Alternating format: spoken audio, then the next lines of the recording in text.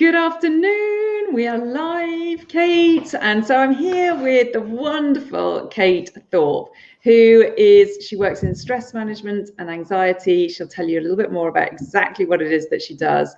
But I'm really happy to welcome her here today. And I'm looking forward to hearing more about your journey, Kate. Thank you for joining us. Oh, thank you for having me. It's a pleasure to be here. Thank you. So let me know whereabouts in the country you're based.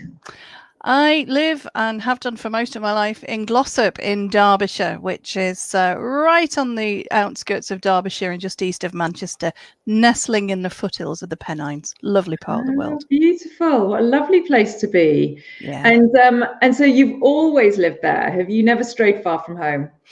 No, apart from a brief stint at university, and that was only over the hill in Huddersfield and a short time away. And again, that was only 5 miles away. So no, Glossop's the kind of place that gets you with a bungee rope. So once you try and cross the border, it tends to bounce you back in. I've never been. So, but I'm planning to do more walking up in that kind of area with my son. So hopefully that might take us up there. There are some lovely places to go walking around here. It's just perfect. 5 minutes out of the town, if you can call it a town, and you're just right in the middle of the Peak District. It's beautiful. Yeah. Yeah. We have plans to get up that way. So, so what brought you into your kind of entrepreneurial life? Were you always an entrepreneur, or did you start off doing something different? Well, I used to be. I practiced law for 20 years. I was a solicitor, and I went straight from school to university, did the law degree and the whole thing. And so no is a short answer. I haven't always been a business owner. I haven't always been a therapist. And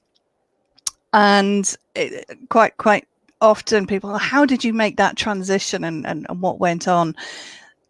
As you said earlier, I do focus a lot on stress and anxiety and helping people with those kinds of issues in my work. So, and it's because I have a personal history of that, because all throughout my time as a solicitor in various different jobs at different levels, all the way from opening the post, my first job, to very senior management in other jobs and everything in between, it was hugely stressful. The environment was really quite toxic in many cases. And I really struggled throughout most of that time with my own mental health.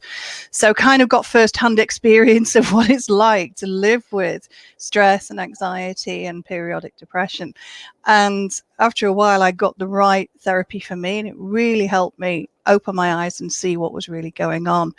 And I just thought, I cannot do this job for another 30 years. I thought that would kill me. So I need to do something that makes my heart sing. And when I left school, I originally wanted to go into something like psychology and therapy and that kind of thing. But well-meaning advisors said, no, go and be a lawyer because you'll be rich and happy.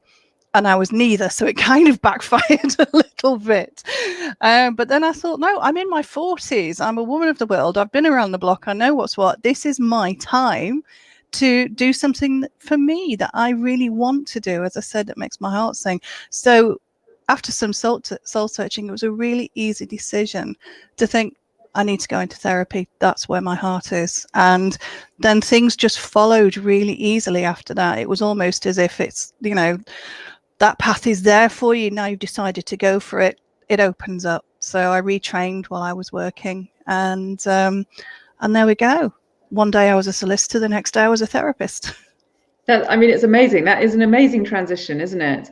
But I read something when I was looking through your biography, and this was months ago, but it really stood out to me, where you had a photograph of yourself on holiday, and you said on the outside, it looked as though I was living a really happy life, but on the inside I was broken. And I just thought, wow, that's really powerful, because actually there's so many people who are just surviving in their life in that kind of way, and they put on this happy exterior and they tick along, and then all of a sudden something breaks them. Yeah. And so it's really amazing that you've lived through that, and now that you can help other people either remove themselves from that or prevent it.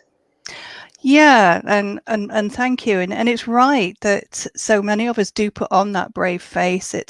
There's a lot of reasons that we do it, a lot historically and in society, and just the way that we're brought up by our parents who've been brought up by their parents, and so the whole cycle continues. But I think times are changing and people are more willing to look at issues of mental health and emotional well-being with a more compassionate view and a compassionate eye, so that we can start to peel back that facade that we put up and start seeing, well, actually what's really going on.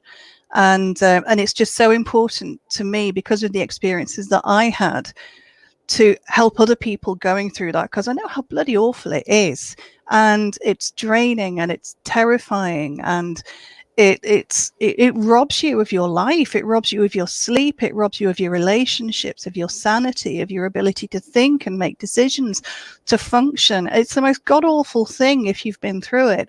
So for me, it's a joy to be on the other side, and know that I will always have anxiety. It's a thing, but it's under control and it doesn't control me anymore. So I've now learned to live with it and work with it. And it's that I can help other people with. And that there is no feeling like it when I can help somebody else reach that point, because I know how life-changing it is. It doesn't always mean people need to leave their careers. You know, the world is crying out for great people in the careers that they've chosen. But it does mean that they can function and be happy, confident people and living life to the full. And that's what's really important. Yeah.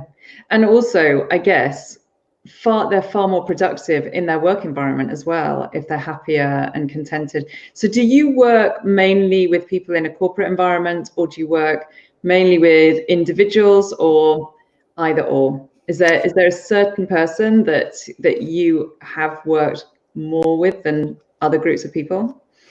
I have worked with all kinds of people, but what I'm finding is that more and more professional women and women in business are we're being attracted to working together, and I think there's a lot of good reasons for that. Is I'm a woman in business now, and I used to be a professional employed person, so I think having that rapport and understanding is really helpful from the person that I'm working with's point of view. And also I understand the issues that people are facing. So I'm working more and more with professional women and women in business. And as I say, that is just a real treat to be able to do. Yeah. And you're right, people are more productive when they've got a handle on whatever it is that's going on. And it's not just about being productive, it's about enjoying and rediscovering the passion for what we're doing, because very often with stress or anxiety, when that's impacting on life, it takes away all of that passion and that joy.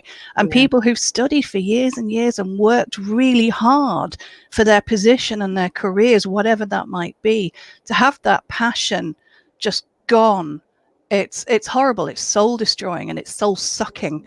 So to be able to find that again, and still maintain all of that wonderful experience and contribution that they're making in the world in whatever way is right for them, to feel passionate about it, it's a new lease of life. Yeah, it's wonderful. I think it's amazing that you can do that. And so, do you miss your previous corporate world? I mean, is that a ridiculous question to ask? But do you miss the whole kind of world of law and the people that you worked with there, or is there not a single part of you that regrets moving on from that? I have zero regrets, absolutely zero regrets. That said, I've always loved the law, and I love people that work in the law for the most part. And I think it is a really honourable profession, and it's very much maligned in the media and the government. And, you know, it's almost become a dirty word to admit, oh, I'm a solicitor or a barrister or a judge or whatever, because, you know, oh, you're going to get pounced on. So I have a lot of respect for people who are still working in the law. And I'm really drawn to working with those people, as I say, I think because of the history and my understanding. So, but in terms of working in the law, I have no regrets whatsoever. It was the right decision for me. Yeah, it sounds like it definitely was. And what a fabulous path to choose to go down. So yeah, so that's fabulous.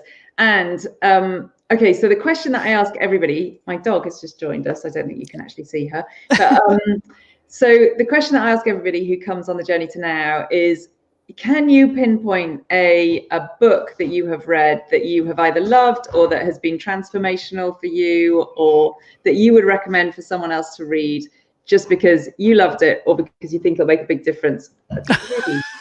Hello, puppy. Going with my dog today. Yeah, so if you have a book recommendation, that would be fabulous. Okay, so I love reading. It's one of my favorite ways to relax and spend time. So I tend to read books for the joy of them and getting lost in them and the story. So it's a lot of fiction. One of my real favorites that I think is transformative is something called The Secret Garden by Frances Hodgson Burnett. And Oh, wow. it was, have you read it? No. It's a beautiful story. I mean, it's set probably 100 years ago. It might have been written then. And it's, on the face of it, it's a really simple story about children and a girl who finds a secret garden. But it's really about the strength of human spirit, and it's about how we can change our lives just by encountering connection with others.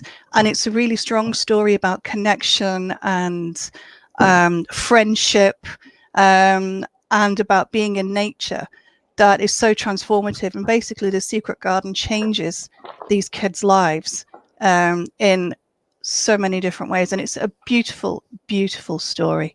So much more than just a kid's story. Is it fiction, or is it based on fact? It's fiction. No, it's a fiction book. But it's just such a beautiful story that I think any one of us at any age can relate to. I probably read it the first time when I was about 11. And it's just a book that I pick up every now and then and reread for the sheer joy of it. And every time I read it, there's something new in it. And now that I'm a therapist, I read it with a therapist's eyes and see, wow, this connection with nature and the human spirit, it's just wonderful. But it's a fascinating story. So it's great for anyone who likes to read with families. Oh, brilliant. Okay, well, that's a great recommendation. Thank you, because most people come with recommendations to business books. So it's really nice to have a novel that we can go and read. Because I've got a book like that that I really, really love, and that I could feel like I could read over and over again. It's called The Fine Balance, and I haven't read it for a while, so maybe that'll be my prompt to go and read it again, because actually I'm so used to reading business books and self-development books and all that kind of stuff. So but yeah, brilliant. Gosh, I'm so sorry, honestly. My dog normally is not like this, but she did this on my workshop earlier today. So she just got some kind of crazy, I don't know what's got into her, but anyway, I do apologize. She's always welcome. She's so gorgeous. She just gave me a big wet lick on my face, which wasn't so pleasant. But, but anyway, Kate, that's fabulous. How can people find out more about you and find you online, somewhere that you hang out? So I have a Facebook page, which is called Kate Thorpe Beat Stress for Life. I hang out in the WordPress Happy community. I'm quite often founded now in your groups. And I'm on LinkedIn as well. And my soon to be going live website, which is katethorpe.com. All credit to you, Vicky, for supporting me with that one. I have to say, if you're thinking about building your own website, you can do much worse than go and speak to Vicky, because she's amazing and do her program. So yeah, that will be live at the end of this month, and that's really exciting. Yeah, so really exciting. I can't wait to see that go live. Oh, gosh. Fabulous. Kate, thank you so much. Before I literally just fall off my chair with this dog getting so excited, I better love you and leave you. But I better go and wash my face as well. But it's been lovely to have you on here. Thank you so much for joining me. And yeah, we'll see you in the WordPress Happy community. And also I will post links to your website when it's live, and also your Beat Stress for Life page, because I know you have an amazing program that can really help people if they need your help with any kind of stress or anxiety management. Thank you. Thank you so much, Kate. Thank you for being here today. And we'll see you again soon. Brilliant. Thanks so much for having me. Really good to chat. Thanks so much. Thanks, Kate. Bye-bye.